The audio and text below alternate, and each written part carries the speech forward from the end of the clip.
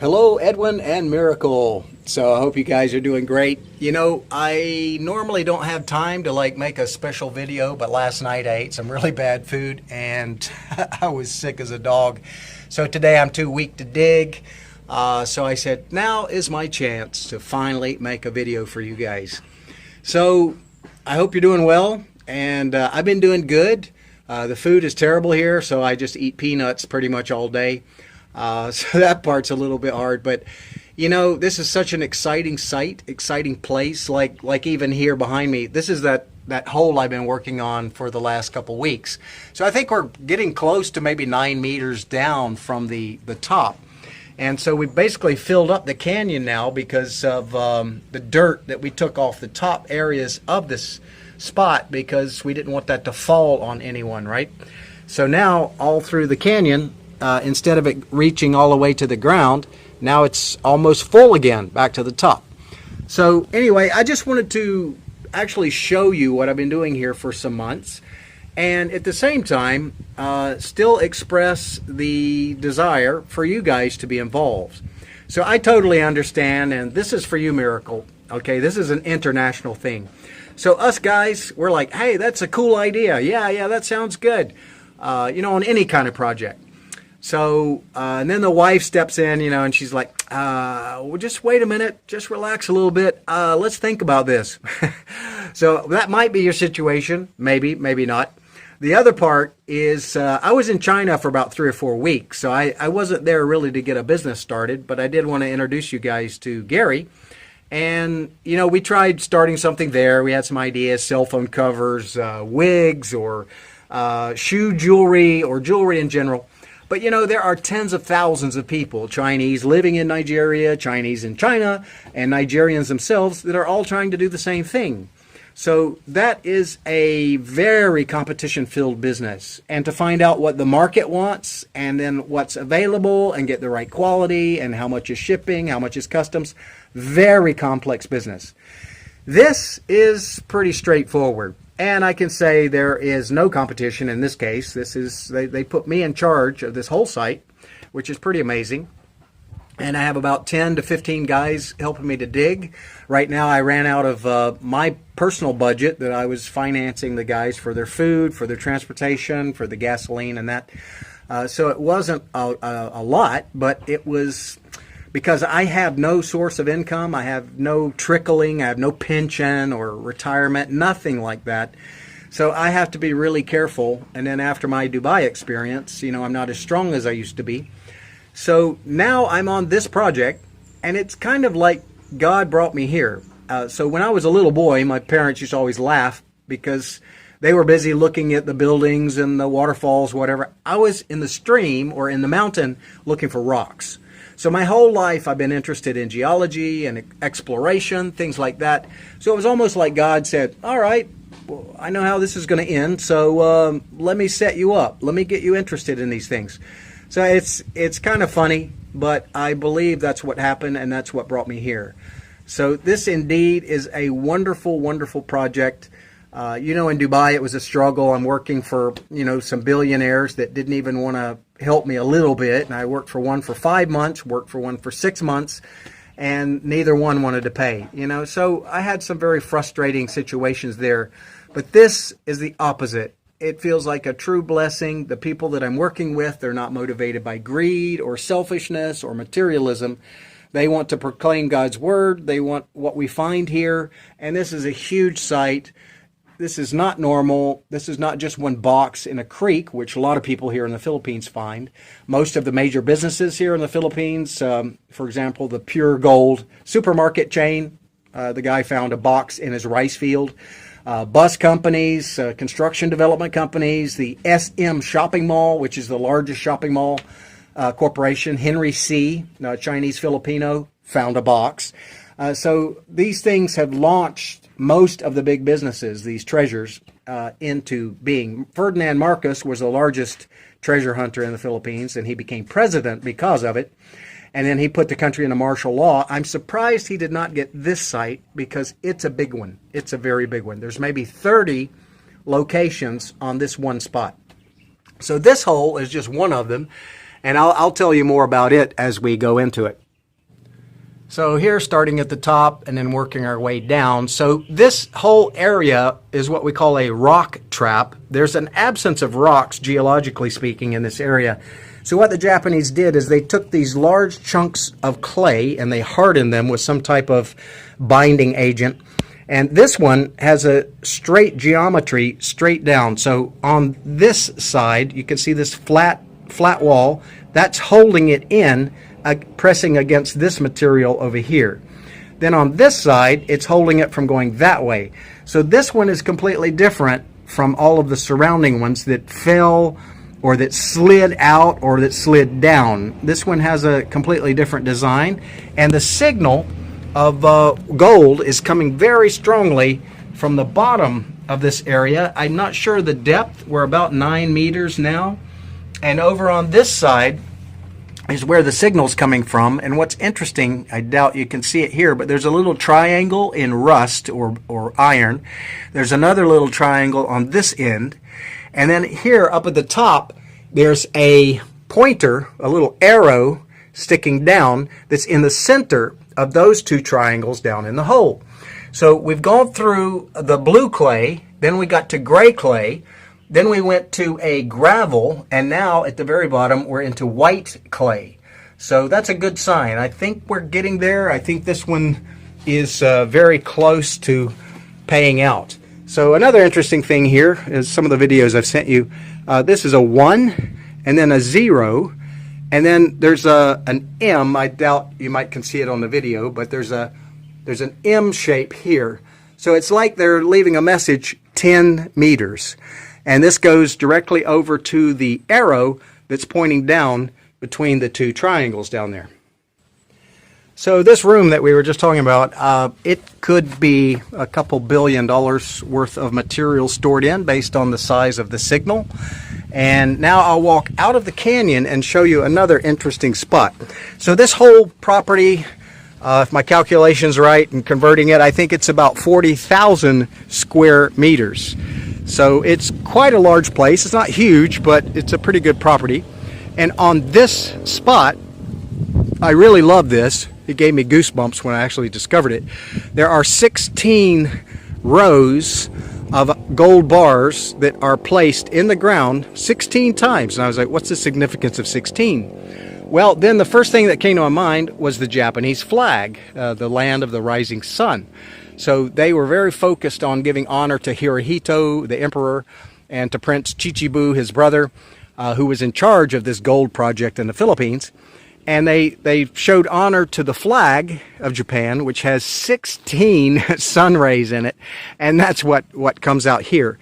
So now we're digging over at this spot where you see we put up some wood for shade. And I'll take you over to that hole now. I really wish you guys were here and could help me do some digging. I would even find a little baby shovel for your daughter.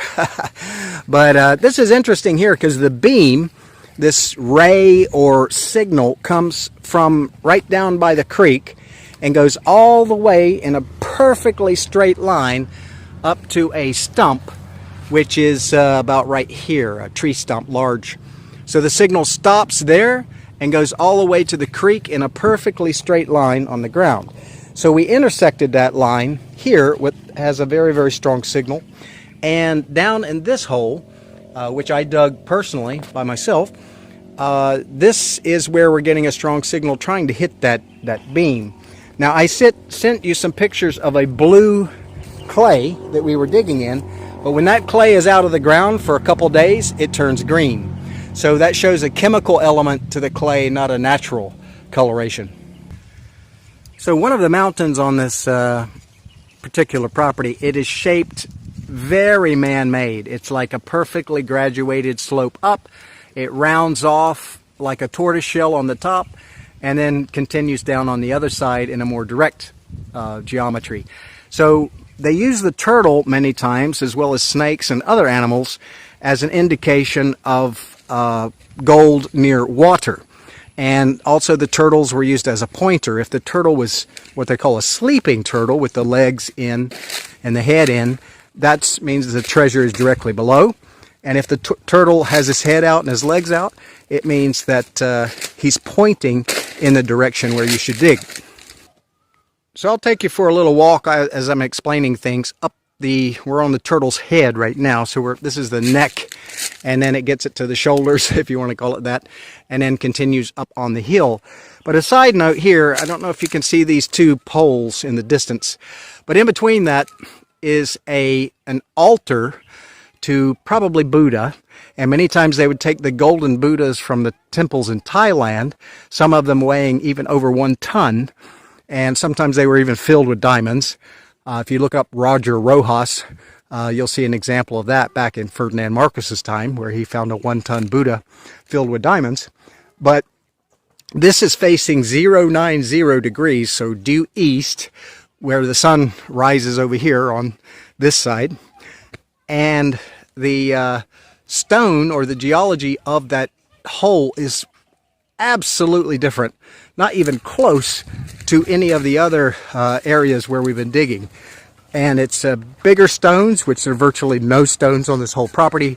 So I believe there's a golden Buddha, maybe fairly shallow in that hole. So we're down about 12 or 15 feet now, maybe about 5 meters, and not sure how much further we have to dig on that one. Okay, so this is the canyon, what we call the canyon, where we were standing before, and we were standing down there when we first started the video, facing back this direction. So it's quite an interesting spot, and we keep digging deeper. We'll continue up the turtle's back, and come to the crest of the shell here in a minute. And we have a number of dig sites on this same place, because we've had, over the time, we've had a few different scanning people come in, and they've brought their equipment, and they keep locating things that I've already located. But when we get confirmation from others, it's encouraging to start digging, right? So the head pastor, who's in charge of 66 churches, this is also under his direction. And so he had the group start digging a hole here where there's a very strong signal, and then adjacent to it another strong signal, which seemed to be quite shallow. So here's another hole. So from these two holes, this is the corner, or the junction, of the turtle hill, turtle-shaped mountain on this side, and then it goes to more of a naturally sloped area, which is another basically mountain. So it looks like what the Japanese did is they dug a whole tunnel system under this side, and they used the dirt to create the turtle mountain on the other side. Now as we walk here, there are boxes. Some of them are 8 feet by 8 feet. I don't know if you do measurements with meters or feet, but another one on this side over here. Down in this collapsed area, it's about maybe 50 meters by 50 meters. It looks like a giant bunker that just sunk flat down. It used to be attached to this hill and to that hill, and it just went straight down. You can see 20 years ago, or whenever it happened, it just collapsed. Boom! So some of these giant bunkers that the Japanese built, they were unsupported, maybe an arch ceiling or that, and then they would collapse over time with 85 years of rainwater. So here's another view of that giant bunker area. And if you walk down on the floor of this, it's completely flat. It's like it really doesn't belong here, because the terrain is definitely anything but flat. And also what's really cool is when I take the scanner, the scanning signal starts as soon as the bunker area drops down, continues, super strong signal all the way across to those banana trees where it starts back up. So it dropped down about 1 meter, but it flattened out at the lowest point. At the upper point, it dropped about maybe 7 or 8 meters. So it's a pretty interesting spot. Where I'm standing and taking that video of the bunker, right down here is that tunnel where I sent you a lot of videos where we started digging. But that got a little bit dangerous as we got deeper into the tunnel. It was a little bit risky. We don't have the proper equipment for that kind of thing. So I started a canyon here manually, but this clay is so hard to dig in, and it just sticks to the shovel. Every shovel you have to spend, 20 seconds to clean it off. That's kind of a big hassle. So this room is about 10 meters long, and maybe 5 meters wide, filled with gold also. And this is what I call the banana tunnel. I don't know if you can see the third dimension, but this tunnel also collapsed. That's what initially brought me here, because I saw this with an ocular inspection. So this tunnel goes all the way back up to where we were walking before on this natural hill. So on the western side of this tunnel is a giant room that's about 30 meters long, more than 30 meters. It goes all the way down there, and it's about 10 meters wide. And then there was a landslide at the far end that dropped down, and the signal makes a beautiful U shape down at the bottom. Here it's a square end, and I had this all marked with bamboo pins, but the jungle took back over. This again is a giant room. I did find 5 bombs located on the exterior of this, so this is a very highly concentrated area of gold storage. There are also some barrels of jewelry or jewels that are located here, and each one of them, which I've indicated with a stack of sticks like that, is a bomb. So I call it a temptation treasure, because you're like, oh wow, look at the barrel of jewelry, and you reach into it and you pull a tripwire, right? So I try to be careful with everything. On this banana tunnel, right through here, I don't know if you can see these pins sticking up, but the tunnel goes straight across and over to that tree, and there's another opening on that end. So the tunnel goes here, it intersects with this one that we're walking on top of, and then it goes to the gray tunnel that we found the entrance to, and that's where we were digging for quite a while until it got risky.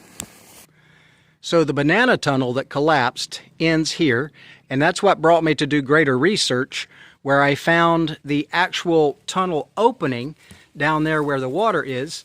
So it is in feet, it's 5 feet tall, which is the perfect dimension for a tunnel. It's about 4 feet wide. The top of the tunnel is arched and was supported by iron, and the floor was flat, which a floor should be, supported also by iron.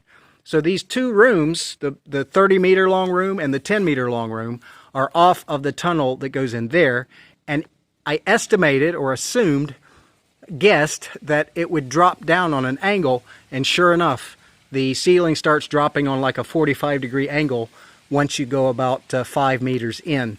So I believe the entrances to the 2 rooms are maybe about 12 meters deep, and they're back on this far side on the other end. And as we were excavating inside the tunnel, we would carry the dirt in this canyon and then dump it out there at the end. So if we had water, we would use hydraulic digging, but there's no water access on this part of the site. So guys, I can make a couple hour video, and I know this one's been quite long, but this site, it has probably 30 known spots, 25 to 30. I haven't actually counted them. 7 of them, one of them starts over there. It's a big room of gold in the ground near that tunnel entrance. And there's 7 spots that line up perfectly all the way to the church at that side near the road on a perfect line, about 150 meters long. So that's probably a tunnel, and these 7 rooms are on either side of that tunnel. So here's on top of the turtle overlooking the church, and so on the side of the church right there at that corner is another room that's very rectangular, perfect geometry. I found circles, large round rooms. I found perfectly square rooms and rectangular rooms on this site. So that's not natural geometry, that's man-made. There's also a 4-foot by 6-foot box filled with gold of cement in that pond, but it's quite hard to get to without the proper equipment. So if you guys want to help, that would be really, really great.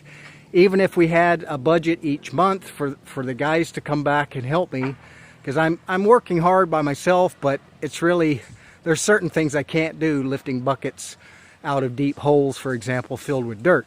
So even if you guys could help with the budget for each month, that would be fantastic. You wouldn't have to send a lump sum or anything, but if you know of somebody who can help, it's not like I say, a lump sum of money. It's just something each month, you know, even if it was possible to get about $1,000 each month, that would finance all the food, gasoline, equipment repairs, and other things. So if that's something that you can pray about and see if you guys can help out, that would be fantastic. Love you guys and hope this makes sense. Sorry, I was out of breath climbing these hills, but I'm not feeling so good today.